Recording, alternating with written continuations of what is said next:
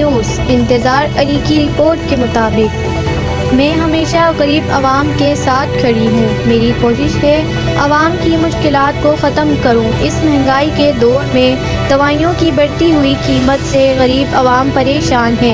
मैंने घर घर जाकर गरीबों में दवाइयाँ पहुँचाने का अज़म किया है। मैं किसी को दुख या तकलीफ़ में नहीं देख सकती।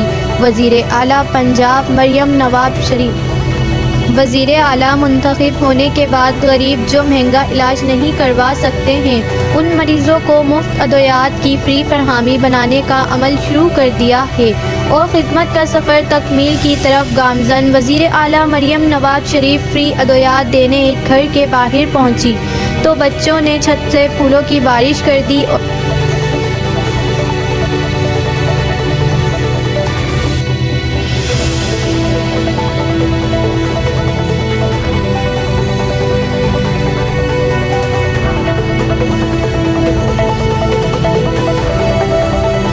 अभी 2 महीने की दवाई है साहब, नाम भी लिख सकते हैं अपना, ठीक है।